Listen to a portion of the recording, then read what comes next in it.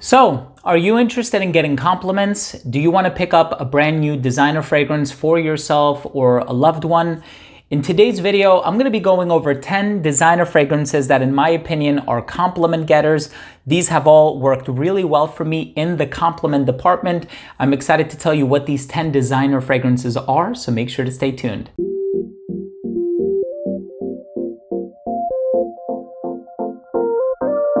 Now, before I begin this list, which is mostly centered on designer fragrances, and I tell you all about them and how they are capable of getting compliments, of course, I want to preface this video by saying that, compliments are not a means to an end. It's always nice to get a compliment and it lifts your spirits and it puts you in a better mood. But of course, it has a lot to do with your appearance and how you carry yourself and how you dress. And we know that the total package should be accounted for, right?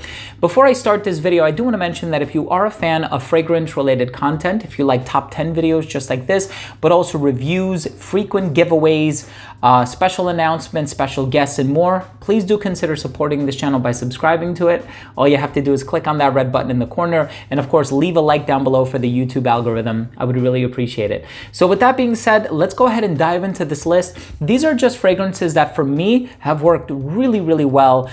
It seems like I have gotten complimented on all of these fragrances multiple times, and I have to say that my wife really loves the fragrances in this list, and she's kind of hard to please. She dislikes 90 to 95% of my collection unless it's like a bright, fresh, citrusy designer fragrance with Ambroxan. She really doesn't care for it too much. But in any case, some of these are newer releases. Some of these have been around for a long time. Let's go ahead and start the list. The number 10 fragrance is Versace Pour Homme Dylan Blue. So this is kind of Versace's take on Dior Sauvage. Dior Sauvage has the Ambroxan, the pink pepper, the bergamot. This has all of those notes. It has the pepper, it has the bergamot, it has the Ambroxan, but it doesn't have that metallic opening. It's a little smoother, it's a little bit more polished, it's not as aggressive. It sits a little bit closer to the skin, so in the opening, it's not going to be as volatile. It won't radiate and really boom off your skin the way that Dior Sauvage will. But this one is a great office fragrance. If you're looking for something sleek, something polished, something elegant, something that smells very classy and gentlemanly, definitely check out Versace Pour Homme Dylan Blue. The next fragrance that I want to talk about is one that's been with me forever. This one is Bleu de Chanel. Now with Bleu de Chanel, this is the eau de toilette, by the way, but you can pretty much wear any version you want, the eau de parfum or the parfum. But I like the eau de toilette because I have the vintage bottle here. It lasts a very long time on my skin. It's so bright and fresh. You have that incensey grapefruit thing going on in here. It's such a classic. The only thing with this one is that if you wear Bleu de Chanel, there are a lot of people out there who also wear this fragrance and have been wearing it for a long time. I believe the fragrance came out in 2010, if I'm remembering correctly. So it's been around for a long time, but it's an amazing fragrance. Very classy, very professional smelling. You can't go wrong with Bleu de Chanel. If you're really just trying to get compliments, if you want to come across smelling very well groomed and very well tailored, you're gonna smell awesome with this one. The next one is one of my wife's favorites, and it's also like the cheapest one on this list, and I can vouch for it. Even the most recent formulation, this one is called Nautica Voyage. So I have the vintage formulation with the metal cap, and then this one has the plastic cap. You can get this on Amazon for like fewer than 20 bucks. It's a composition by Maurice Roussel, who is a very accomplished perfumer. And this one, people say smells like dryer sheets or fabric softener. Like, I've heard a few different things, but it's such a great, fresh, oceanic, clean, floral, musky scent. And my wife loves this one. I wear this all the time around her, especially when I get out of the shower. I spray it on freshly, and she loves the way that this one smells. And so this is probably like her second or first most favorite scent in this entire collection. I'm gonna leave a link to it down below for the cheapest price that I can find online, but Nautica Voyage is a great one if you're looking for compliments. The next one I actually just acquired this year. I'm not too crazy about it because it's not too unique, but I have to admit, it does succeed in getting compliments. I wore it one day and my wife said, "What are you wearing?" And I said, "I'm wearing the new Lacoste fragrance that I just bought from Macy's." And she goes, "Oh, that figures." Because I'm always trying new things, designer, indie, niche, but this one is L1212 Blanc. So this is bright, fresh, citrusy. You have almost like a ginger quality in there as well. Very effervescent. This is really more of like a sporty gym type of a fragrance. And so if that's your thing, if that's what you're looking for, and you can tell that this is the 2021 version because it has the pattern on the front here instead of the sides, and the crocodile is gray as opposed to green. So the next fragrance is by Giorgio Armani. This one is Acqua di Gio Profondo. Now, of course, the original Acqua di Gio is like one of the best compliment getters ever. And Profondo is made that much brighter and more citrusy with less of an emphasis on those clean white floral aspects. And they also added an ingredient in here known as mastic oil, otherwise known as lentisque, which is kind of like this exotic smelling resin, and I'm quite familiar with it because I spent a few years living in Greece. But this one doesn't have too much of that in here, but nevertheless, it is very bright and fresh and citrusy, and I'm enjoying this one definitely for the compliments. The next one is Coach Blue. So this one, and I think the name is Coach Blue, right? Yep. So this one, definitely in the vein of Dior Sauvage, less screechy, more citrus. Very easy to pull off, very easy to wear. Every single time that I've worn this one, my wife always makes an effort to compliment me on how I smell. And this is one that I wear around her just because I know that she loves it so much. The next one, I had to do it. I had to do it. Dior Sauvage, right? When it comes to compliments, Dior Sauvage can do no wrong.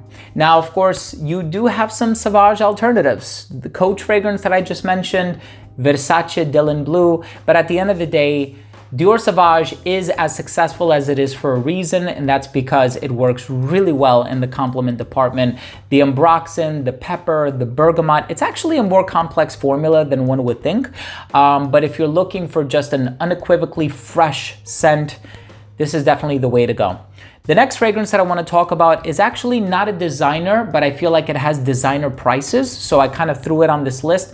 This one is by the company Michael Malul, and it's called Blue, or I should say the full name is 140 Blue, right? So this is part of the Couture collection. Now, with a name like Blue, you're expecting it to be a blue fragrance. It is. It's very bright, it's fresh, it's citrusy, but it also has like these fruity nuances in the opening. So you kind of have like this melon and apple combination with a little pomelo.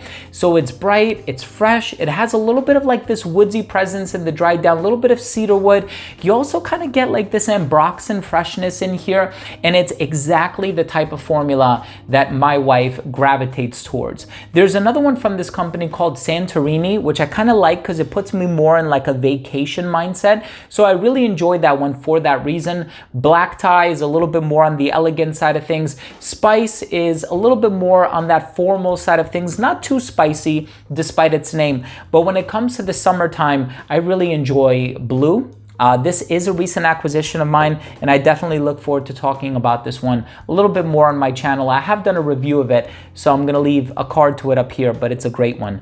Number 2 spot goes to Acqua di Gio Profumo, right? So we have Profondo, we also have Profumo. There are some other fragrances that I have off camera here that I wanted to throw on this list, but I really couldn't eliminate the fragrances on this list, especially in the case of Profondo. This has such a high batting average, and you're definitely gonna get noticed more with this one than you will with some of the other flankers. And I think that it's because of that patchouli that's in here. So it's bright, it's fresh, you have the citrus, you have the clean musky vibe, you have the clean white florals, but you also have this patchouli note residing in the base that kind of gives it this oceanic feel, but a little bit of that masculine earthiness. And so it's kind of a more masculine version. I mean, all of these are masculine, to be honest with you, at the end of the day, but there's just something in here because of that green quality in the base that makes it smell that much more masculine. And I think a lot of women, or people who are into men, will gravitate towards that. you know?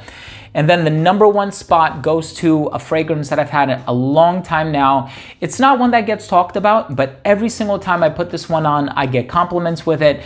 And it's kind of surprising how I haven't seen this one being spoken about more often. I have featured it in lists in the past. This one by Gucci is actually Gucci Guilty Black. Now this one is awesome. You have that bergamot in the opening, you have that woodsy touch in the base. It's a very peculiar scent because it opens up very citrusy, and then after 10 minutes, it quickly fast forwards to the base. It's like there's no heart in this fragrance, but there's just something about it that smells very well groomed.